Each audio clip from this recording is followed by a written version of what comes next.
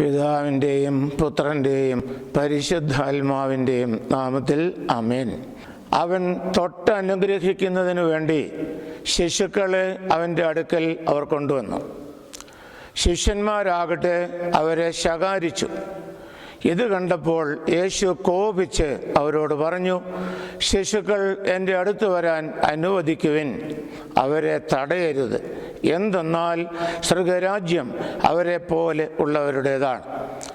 സത്യമായി ഞാൻ നിങ്ങളോട് പറയുന്നു, ശിശുവിനെ പോലെ ദൈവരാജ്യം സ്വീകരിക്കാത്ത ആരും അതിൽ പ്രവേശിക്കുകയില്ല. അവൻ ശിശുക്കളെ എടുത്ത് അവരുടെ മേൽ കൈകൾ വച്ച് അനുഗ്രഹിച്ചു. പ്രിയപ്പെട്ട സഹോദരങ്ങളെ, അനുഗ്രഹിക്കപ്പെടണം എന്നുള്ളതായ അമിതമായ ആഗ്രഹത്തോടെ അമ്മമാർ കുഞ്ഞുങ്ങളുമായി ഈശോയുടെ തിരുസന്നിധിയിലേക്ക് വരികയാണ്. എത്രയോ ശ്രേഷ്ഠമായ ഒരു കാര്യം. അന്നും ഇന്നും വൈദികരുടെ അടുത്ത് വിശ്വാസത്തോടും ഏറെ താല്പര്യത്തോടും കൂടി അമ്മമാർ ചെയ്യുന്ന ഒരു കാര്യമാണ്. ഇതെത്രയോ കരണീയമായിട്ടുള്ളതാണ്. കുഞ്ഞുങ്ങൾ അനുഗ്രഹിക്കപ്പെടുക യേശുവിൻ്റെ നാമത്തിൽ. പക്ഷേ ശിഷ്യന്മാർ തടയുകയാണവരെ. വൻ കാര്യങ്ങൾ ചെയ്തും അതിശ്രേഷ്ഠമായത് പഠിപ്പിച്ചും ക്ഷീണിതരായിരിക്കുമ്പോഴാണോ കൊച്ചു കാര്യങ്ങളുമായിട്ട് കടന്നു വരിക? കൂടാതെ ഗുരു ഇങ്ങനെയുള്ള കാര്യങ്ങൾ ചെയ്യുവാനുള്ള ആളല്ല. ഗുരുവിൻ്റെ മഹത്വവും പ്രാധാന്യവും കുറഞ്ഞു പോകാൻ പാടില്ല. ഇതായിരിക്കാം ഒരു പക്ഷേ ശിഷ്യന്മാരെ കുഞ്ഞുങ്ങളെ തടയുന്നതിനെ പ്രേരിപ്പിച്ചത്. ഒരു കാര്യം കൂടെ കണ്ടേക്കാം. തങ്ങളുടെ റെക്കമെൻഡേഷൻ ഇല്ലാതെ ആരും യേശുവിൻ്റെ അടുത്ത് വരണ്ട എന്നുള്ള ഒരു ചിന്തയും അവരിൽ വന്നേക്കാം. ഏതായാലും ശിഷ്യന്മാർ, ഈ അമ്മമാർ കുഞ്ഞുങ്ങളുമായിട്ട് യേശുവിൻ്റെ അടുത്തേക്ക് കടത്തിവിട്ടില്ല. താമസം വിന ഗുരു ഇടപെടുകയാണ്. തടയരുത്, അവരെ എൻ്റെ അടുക്കിലേക്ക് വിട്ടേക്കൂ. കാരണമുണ്ട്, ദൈവരാജ്യം ഇവരെ പോലെ ഉള്ളവരുടേതാണ്. മാനസികമായി ആധ്യാത്മികമായി ഒരു ശിശുവിനെ പോലെ ആകുന്നില്ലെങ്കിൽ ഒരുവനും ഒരിക്കലും സ്വർഗരാജ്യത്തിൽ പ്രവേശിക്കുകയില്ല. ഈ ഒരു കാര്യം അസന്നിഗ്ധമായിട്ട് ഗുരു തൻ്റെ ശിഷ്യന്മാരെ, തന്നെ കേട്ടുകൊണ്ടിരുന്നവരെ പഠിപ്പിക്കുകയായിരുന്നു. എന്താണ് ഗുരു ഇപ്രകാരം പറയാനുള്ള കാരണം? അതിന് കാരണങ്ങളുണ്ട്. ശിശുവിൻ്റെ മനസ്സും ശിശുവിൻ്റെ മനോഭാവവും ഉൾക്കൊള്ളാതെ ഒരുവനും ദൈവരാജ്യത്തിൽ പ്രവേശിക്കുകയില്ല. എന്താണ് ശിശുക്കളുടെ പ്രത്യേകത? നമുക്കൊരു 5-6 കാര്യങ്ങൾ ശിശുക്കളെക്കുറിച്ച് പ്രത്യേകമായിട്ട് ചിന്തിക്കാം.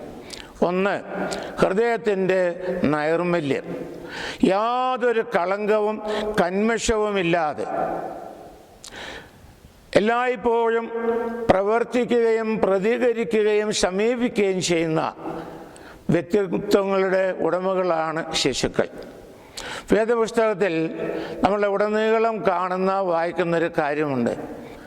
നിർമ്മലമായ ഒരു ഹൃദയം തരയണമേ എന്നുള്ളതായ ആ ഒരു പ്രാർത്ഥനയും ആഗ്രഹവും. കുഞ്ഞുങ്ങൾ നിർമ്മല മനസ്സുള്ളവരാണ്. അതുകൊണ്ടാണ് അവർക്ക് സ്വർഗരാജ്യത്തിൽ പ്രവേശിക്കുവാനാകുക എന്ന് ഈശോ പ്രത്യേകമായിട്ട് പറയുന്നു. രണ്ടാമതായിട്ട്, ആരെയും ഹഠാത് ആകർഷിക്കുന്ന ഒരു പ്രകൃതമാണ് കുഞ്ഞുങ്ങളുടേത്. നറുപുഞ്ചിരിയോടുകൂടി ആരുടെ അടുത്തും പോകും, മറ്റുള്ളവരുടെ ഹൃദയങ്ങളെ ദീപ്തമാക്കും. എത്ര കഠിന ഹൃദയനായാലും കൊള്ളാം, അവനെയും എത്ര ഗൗരവക്കാരനാണെങ്കിലും അയാളെയും ചലിപ്പിക്കുവാൻ പോരുന്ന പ്രകൃതമാണ് കുഞ്ഞുങ്ങൾക്കുള്ളത്. മൂന്നാമതായിട്ട്, എല്ലാവർക്കും കൊടുക്കുവാനുള്ളത് ഈ കുഞ്ഞുങ്ങൾക്ക് നറുപുഞ്ചിരി മാത്രം. ഉപദ്രവിക്കുന്നവർക്ക് പോലും അവർ തിരികെ കൊടുക്കുന്ന പുഞ്ചിരിയാണ്. ഒരു തരംതിരിവുമില്ല. ഇന്നാരെന്നോ ഇങ്ങനെയുള്ളവരെന്നോ മാറ്റി നിർത്തേണ്ടവരെന്നോ എന്നുള്ള യാതൊരു വേർതിരിവുമില്ലാതെ എല്ലാവരെയും ഏറ്റവും സന്തോഷത്തോടെ സ്വീകരിക്കുന്ന ഒരു പ്രകൃതമാണ് കുഞ്ഞുങ്ങൾക്കുള്ളത്. നാലാമത്, ഞാൻ എന്ന ഭാവം ഇല്ലാത്തവൻ. മാറോട് ചേർന്ന് കിടന്ന് കരങ്ങൾ ഗ്രസിച്ചും തുള്ളിച്ചാടിയും കൊച്ചു കൊച്ചു കാര്യങ്ങളിൽ കൗതുകം കാണിച്ചും ജീവിക്കുന്നവരാണ് കുഞ്ഞുങ്ങൾ എന്നുള്ളത് നമുക്കറിയാം. അഞ്ചാമതായിട്ട്, ദൈവാശ്രയവും പരാശ്രയവും ഇല്ലാതെ ജീവിക്കുവാൻ സാധ്യമല്ല എന്ന് നമ്മോട് പറയുന്ന വ്യക്തികൾ ഏറ്റവും വലിയ കാര്യങ്ങളായിട്ടുള്ളത് കുഞ്ഞുങ്ങൾ മാത്രമാണ്. കാരണം ദൈവത്തിൽ ആശ്രയിക്കുന്നു, അത് അവർക്ക് അറിയില്ലായിരിക്കാം. പക്ഷേ എല്ലാ കാര്യങ്ങൾക്കും മറ്റുള്ളവരെ ആശ്രയിച്ചുകൊണ്ട് സന്തോഷമായി ജീവിക്കുകയും മറ്റുള്ളവർക്ക് സന്തോഷം പകരുകയും ചെയ്യുന്ന വ്യക്തികളാണ് കുഞ്ഞുങ്ങളെന്ന് നമുക്കെല്ലാവർക്കും അറിയാം. ആറാമതായിട്ട്, അവർ എല്ലാം പെട്ടെന്ന് മറന്നു പോകുന്നു. ഉള്ളിൽ പകയില്ല, വെറുപ്പോ വിദ്വേഷമോ ഇല്ല, ദേഷ്യമില്ല, നിഷേധഭാവങ്ങളില്ല, ഭീതിയില്ല, ആകുലതയില്ല, ആശങ്കയില്ല. നമുക്കറിയാം, കൊച്ചു കുഞ്ഞുങ്ങളെ നമ്മളൊക്കെ ചെറുപ്പമാരുമ്പോഴൊക്കെ ഒരുതരം പ്രായം ആകുന്നതിന് മുമ്പ് ഈ കൊച്ചു കുഞ്ഞുങ്ങളെ നമ്മൾ ഒരുപക്ഷെ അവരെ രക്ഷിപ്പിക്കുന്നതിന് വേണ്ടി കരങ്ങളിലെടുത്ത് മുകളിലേക്കിട്ട് നമ്മുടെ കരങ്ങൾ വിട്ടാൽ പോലും ഈ കുഞ്ഞുങ്ങൾക്ക് ഒരു ആശങ്കയുമില്ല. അവർ കിടുകിട എന്ന് ചിരിക്കും. അതാണ് അവരുടെ ജീവിതത്തിൻ്റെ പ്രത്യേകത. ഏഴാമതായിട്ട്, ശ്രദ്ധ ക്ഷണിക്കുവാൻ കരയുന്നവരാണവർ. ഒരുപക്ഷെ കാര്യസാധ്യത്തിന് വേണ്ടിയാകാം, എങ്കിലും മറ്റുള്ളവരുടെ ശ്രദ്ധയ്ക്ക് വേണ്ടി കരയുന്നവർ. അവരെന്താ ചൂണ്ടിക്കാണിക്കുക? ദൈവത്തിൻ്റെ തിരുസന്നിധിയിൽ കരഞ്ഞു പ്രാർത്ഥിക്കേണ്ട ആവശ്യകത ഈ കുഞ്ഞുങ്ങൾ നമ്മളോട് പ്രത്യേകമായിട്ട് പറയുകയാണ്, നമ്മെ ഓരോരുത്തരെയും ബോധ്യപ്പെടുത്തുകയാണ്. ചുരുക്കി പറഞ്ഞാൽ, ഒരു ശിശുവിനെ പോലെ മേൽപ്പറഞ്ഞ കാര്യങ്ങൾ ജീവിക്കുന്ന വ്യക്തികൾക്കുള്ളതാണ് സ്വർഗരാജ്യം, സ്വർഗീയമായ അനുഭവം എന്നാണ് ഈശോ ശിഷ്യന്മാരെ പഠിപ്പിക്കുന്നത്. അപ്പോൾ എന്താ ചെയ്യേണ്ടത്? ഒരു ശിശുവിൻ്റെ മനസ്സും മനോഭാവവും ജീവിതത്തിൽ ഉടനീളം ഉൾക്കൊള്ളുക, ഔവണ്ണം ജീവിക്കുക.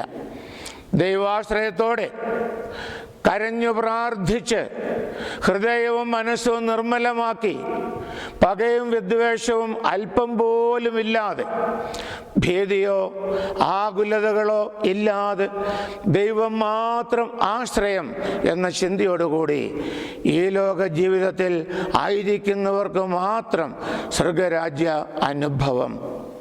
നമുക്ക് അങ്ങനെയാകാൻ ശ്രമിക്കാം. എത്ര പ്രായമുള്ളവരും ഈ ശിശുതുല്യമായ മനസ്സോടുകൂടി ജീവിക്കുമ്പോൾ സ്വർഗീയമായ അനുഭവങ്ങൾ അവർക്കും അവരിലൂടെ മറ്റുള്ളവർക്കും ലഭിക്കും എന്നുള്ളതിന് യാതൊരു സംശയമില്ല. ഒരിക്കലും തടഞ്ഞ ശിഷ്യന്മാരെ പോലെ നമ്മളാകാൻ പാടില്ല. കർത്താവിനോട് ചേർന്നിരുന്ന് മറ്റുള്ളവരെയും യേശുവിൻ്റെ തിരുസന്നിധിയിലേക്ക് കൊണ്ടുവരുവാൻ നമുക്ക് തീർച്ചയായിട്ടും സാധിക്കണം. ഇതിനു വേണ്ടിയാണ് തമ്പുരാൻ ഈ ലോകത്തിൽ നമ്മെ ഓരോരുത്തരെയും ആക്കിയിരിക്കുക. മറ്റുള്ളവരെ ശിശുതുല്യരാക്കുക, എല്ലാവരെയും ആ ശിശുതുല്യമായ മനസ്സോടുകൂടി തമ്പുരാൻ്റെ തിരുസന്നിധിയിലേക്ക് നമ്മൾ ആനയിക്കുക. അങ്ങനെ അവരുടെ ജീവിതം ശ്രേഷ്ഠവും ധന്യമാകും, നമ്മുടെ ജീവിതവും അനുഗ്രഹമാകും. ഇതിന് ദൈവം നമ്മെ എല്ലാവരെയും സഹായിക്കട്ടെ എന്ന് പ്രാർത്ഥിച്ചുകൊണ്ട് നിങ്ങൾക്കെല്ലാവർക്കും നന്ദി പറഞ്ഞുകൊണ്ട് ഞാൻ നിർത്തുന്നു. പിതാവിൻ്റെയും പുത്രൻ്റെയും പരിശുദ്ധാത്മാവിൻ്റെയും നാമത്തിൽ ആമേൻ.